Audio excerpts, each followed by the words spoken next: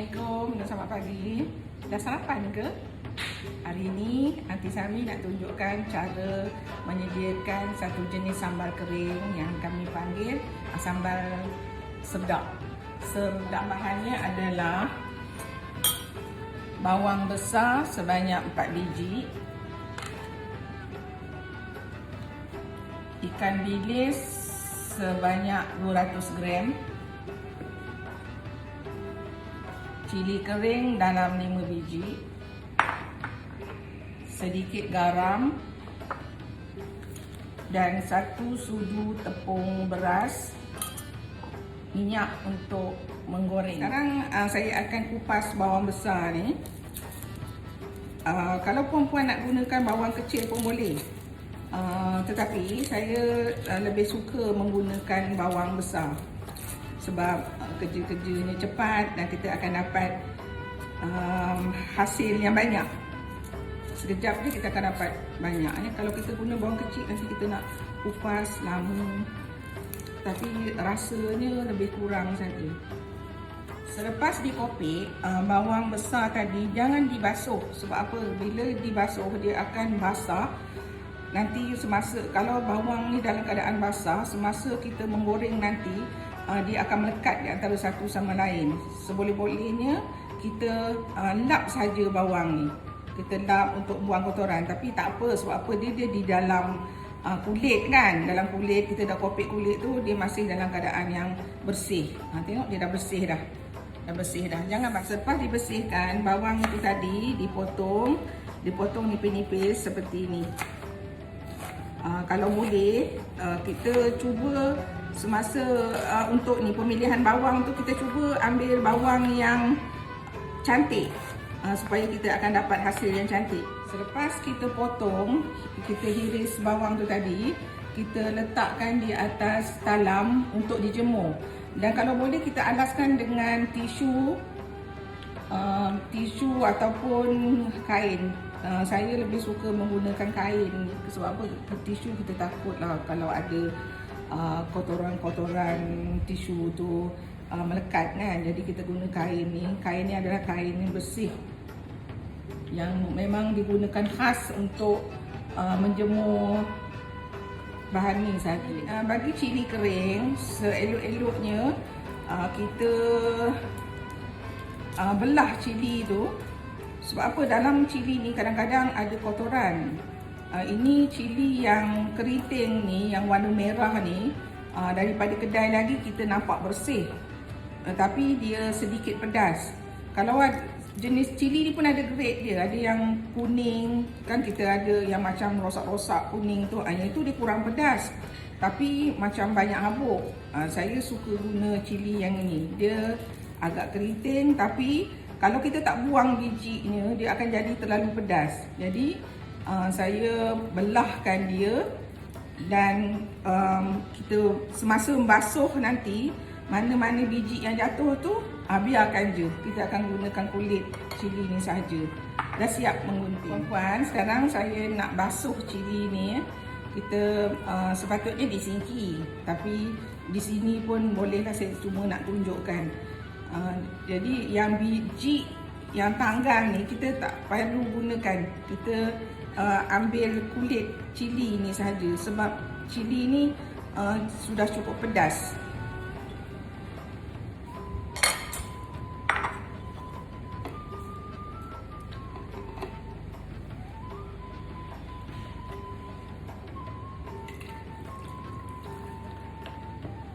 Okey, sekarang kita dah basuh, sudah teruskan jemur nanti.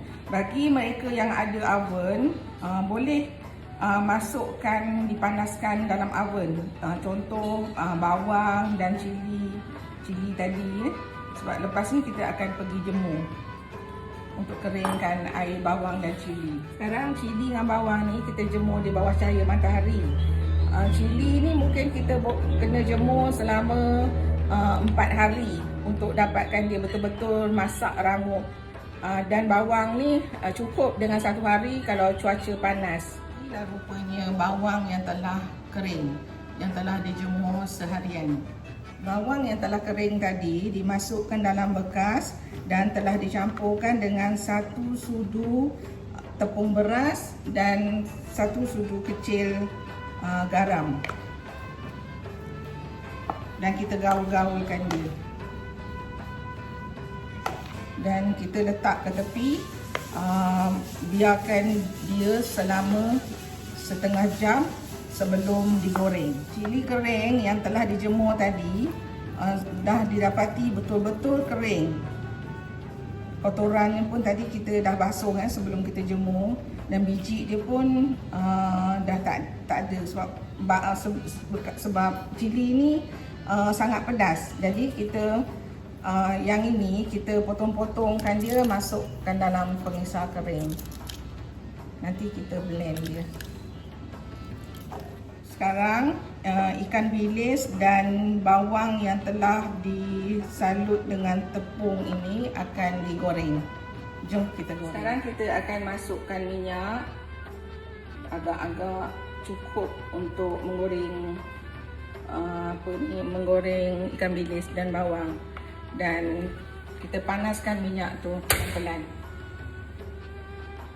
Api tak boleh terlalu kuat sebab nanti mula-mula kita goreng ikan bilis dulu ya. Minyak dah panas, kita masukkan ikan bilis.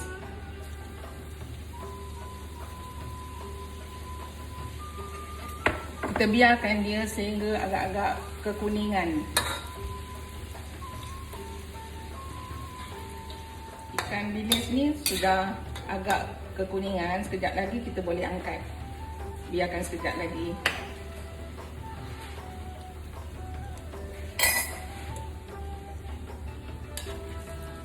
Sekarang sudah boleh angkat.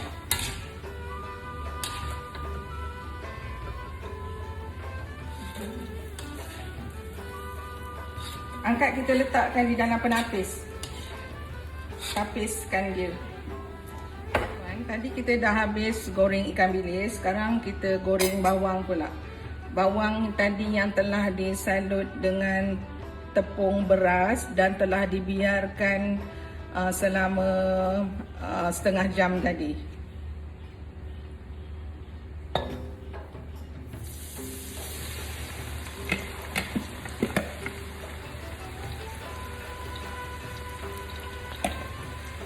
Semasa menggoreng bawang ni jangan dikacau.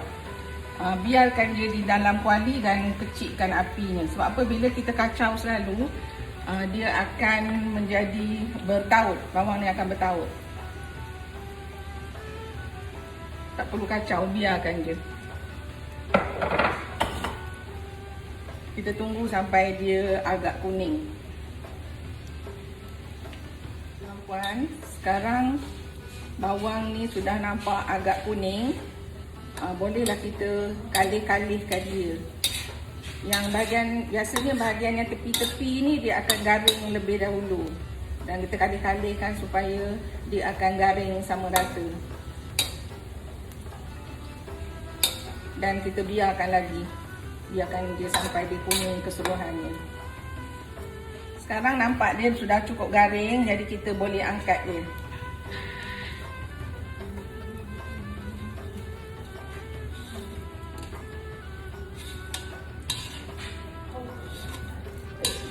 Dan bawang ni kita toastkan dia ya.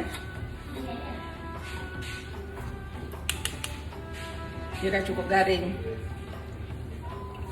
Sekarang saya akan blend cili kering yang 5 biji tadi.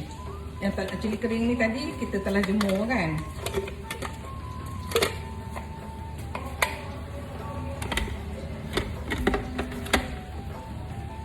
Kita pusing sekejap saja.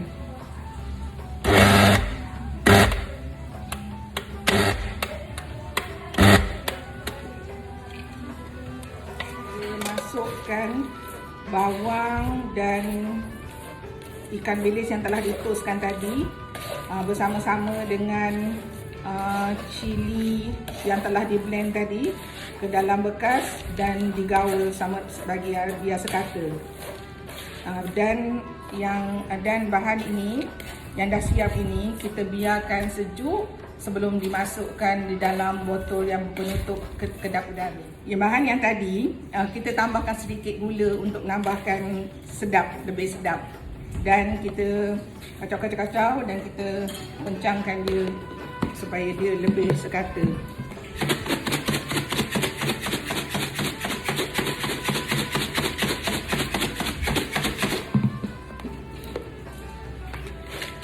Okay, kita akan dapat macam ni tekstur dia. Okey. Lepas tu kita masukkan dalam bekas. Dia dah sejuk, kita masukkan dalam bekas kedap udara. Okey tuan-tuan, sekarang sambal ni dah siap. Jadi kita boleh makan bersama dengan roti ataupun dengan nasi panas. Dan sambal ni juga sesuai dibawa pergi travel. Dan kalau anak-anak balik asrama, kita bekalkan dengan sambal ni. Pasal dia susah nak basi, boleh tahan lama. Terima kasih.